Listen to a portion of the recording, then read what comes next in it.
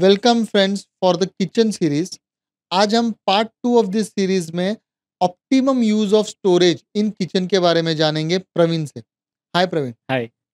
तो पहला सवाल मेरा ये रहेगा कि ऑप्टिमम यूज कैसे करें अंडर काउंटर एंड ओवरहेड। वैसे बहुत लोग ये भी कहते हैं कि हमें किचन में मैक्सिमम स्टोरेज करना है क्योंकि बाकी रूम्स में स्टोरेज वैसे करने उनको मिलता नहीं क्योंकि डेकोरेटिव चीज़ें होती हैं।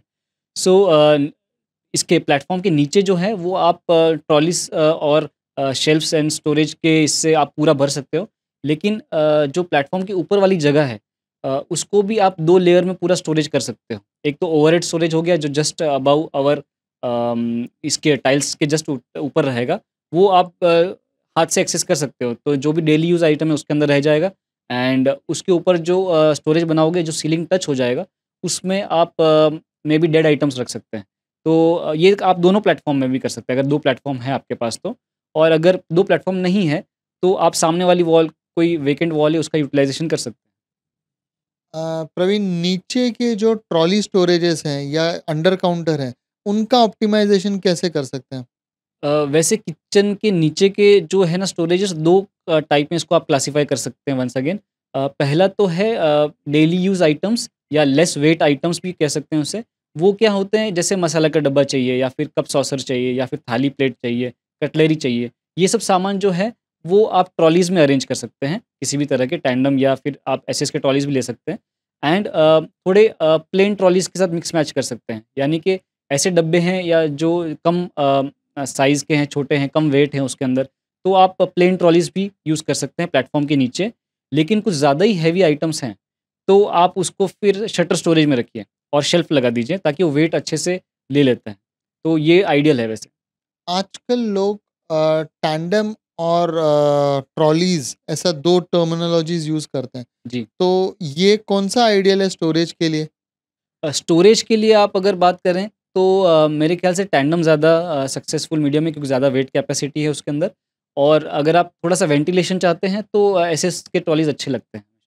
ठीक है। अभी कई लोग चाह रहे हैं कि डिशवॉशर, जैसे पहले वॉशिंग मशीन का फ़ैड नहीं था, अभी सब लोग ले लेते हैं, वैसे डिशवॉशर ले रहे हैं आजकल। तो डिशवॉशर कैसे प्लेस करें किचन में? डिश वॉशर का एक तो सबसे बड़ा रिक्वायरमेंट होता है कि हाइट एंड दूसरा रिक्वायरमेंट होता है डेप्थ। डेप्थ तो ख़ैर मोस्ट ऑफ द प्लेटफ़ॉर्म्स जो आजकल बनते हैं 24 इंच के तो बनते ही हैं। सो इंटरनल उसका 24 इंच का रिक्वायरमेंट होता है करीबन। एंड हाइट उसका रिक्वायरमेंट थोड़ा ज़्यादा होता है। तो आप जो स्टैंडर्ड प्लेटफ़ॉर्म जो हम पिछले वीडियो में हमने बात किया था 800 एमएम का होता है, उसमें वो हर एक डिश वॉशर बैठता नहीं है। तो उसके लिए हाइट थोड़ा-सा इंटरनली आपको बढ़ाना पड़ेगा। तो अगर आपको पहले से ही सिविल करके दिया है बिल्डर ने प्लेटफ़ॉर्म दे चुके हैं, तो आप प्लेटफ़ॉर्म के नीचे फिर डिशवॉशर नहीं लगा सकते हैं। या तो फिर आपको वापस तोड़ के प्लेटफ़ॉर्म बनाना होगा, या तो फिर आप प्लेटफ़ॉर्म के बाजू में कहीं और जगह है, तो वहाँ पे भी प्लेस कर सकते बालकनी या ड्राई हैं। बालकनी में ड्राई प्लेस कर बालकनी सकते हैं। जैसे एरियाज़ में, करेक्ट। बराबर। अभी मैं जानना चाहूँगा कि डस्टबिन के लिए जगह भी किचन में ही रहती है, तो उसे कैसे ढंग से यूटिलाइज़ करें? येस, क्योंकि वो एक्चुअली वो वेस्ट मैनेजमेंट भी हमें करना होता है। आजकल सारे मेट्रो सिटीज़ में ड्राई और वेट वेस्ट अलग करने का भी सिस्टम आ चुका है। तो और किचन में ही सबसे ज़्यादा वेस्ट निकलता है खाना पकते वक़्त या फिर कुछ भी बर्तन करते वक़्त। तो आइडियली तो सिंक के नीचे ही हो, तो सबसे ज़्यादा अच्छा होता है। सिंक के नीचे वैसे जगह थोड़ी-सी कम होती है एक तो क्योंकि सिंक का जो बाउल होता है, वो नीचे काफ़ी जगह ले लेता है करीबन। तो इसके लिए वैसे काफ़ी सारे स्टोरेज इक्विपमेंट्स आते हैं जो कि या तो शटर पे लग जाते हैं जो दरवाजे होते हैं अपने सिंक के नीचे, या तो फिर उसके साइड के जो पार्टीशंस होते हैं उसके ऊपर लग जाते हैं। तो उसके अंदर सिंगल जो बिन आता है वो भी होता है और डबल बिन भी आते हैं। तो आप ड्राई वेस्ट उसके अंदर अलग से मेंटेन कर सकते हैं।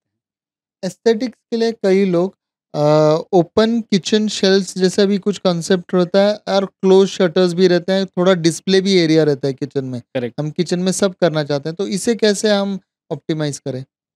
वैसे आजकल जितने मॉडर्न किचन्स बन रहे हैं, ओपन निशेज़ देना काफ़ी ज़्यादा चलन में है और डिज़ाइन में भी देखना लोग चाहते हैं, अच्छा लगता है। लेकिन उसका सबसे बड़ा प्रॉब्लम यही है कि उसको मेंटेन करना, क्योंकि किचन में धुआँ उड़ता है या फिर बाहर की धूल आती है, तो उस जगहों में जो ओपन निशेज़ है उसके अंदर जमा हो जाती है। तो वो फिर मेंटेन करना सबसे ज़्यादा प्रॉब्लमैटिक है। अगर आपको ओपन निश चाहिए ही तो आप या तो उसको काँच के शटर, प्रोफ़ाइल शटर्स लगा सकते हो, टिंटेड शटर्स लगा सकते हो। ब्लैक टिंट में आता है या फिर ब्राउन टिंट में आता है। प्रोफ़ाइल के भी काफ़ी सारे अलग-अलग शेड्स आते हैं। तो वो भी काफ़ी दिखने में अच्छा लगता है और एक ये दे देता है आपको सेंस ऑफ ब्रेकेज दे देता है। यानी कि पूरा स्टोरेज अगर एक ही कलर में, उसमें आप अगर ब्लैक या रोज़ गोल्ड या गोल्ड के आप कुछ शटर्स यूज़ करते हैं, टिंटेड ग्लास यूज़ करते हैं, तो ऑटोमैटिकली वो निखर जाता है। तो वैसा स्टाइल आप यूज़ करेंगे तो ज़्यादा बेहतर है। और अक्सर देखा गया है जो छोटे घर रहते हैं, खासकर 1 बीएचके मॉड्यूल के जो घर रहते हैं, जी, उनमें मंदिर प्लेसमेंट के लिए भी जगह नहीं मिलती। तो करेक्ट। वो भी शायद किचन में ही प्लेस करते हैं, तो उसका कैसे ख़्याल रखा जाए? यस, तो किचन के अलावा जैसे आपने कहा जगह बचती ही नहीं है। तो वो जो आपके ओवरहेड स्टोरेजेस हैं, जो आपके जस्ट आपके एक्सेसिबल होते हैं, उसी के अंदर आप या तो मंदिर इनबिल्ट कर सकते हैं पूरे स्टोरेज के हिस्से में से, या तो लेफ्ट साइड में या तो राइट साइड में आप उसे ओपन जैसा मंदिर बना सकते हैं, या तो दरवाजे भी लगा सकते हैं। उसको थोड़ा बहुत अलग शटर का डिज़ाइन कर देंगे या जाली वर्क कर देंगे, उसके ऊपर तो वो मंदिर जैसा दिखना शुरू हो जाएगा। किसी-किसी के पास है ना फ्लेक्सिबिलिटी होती है, ज़मीन तक कहीं-कहीं जगह खाली होती है। जैसे फ्रिज के लिए एक जगह छोड़ जाती है पूरा, मतलब प्लेटफ़ॉर्म एंड कर दिया जाता है।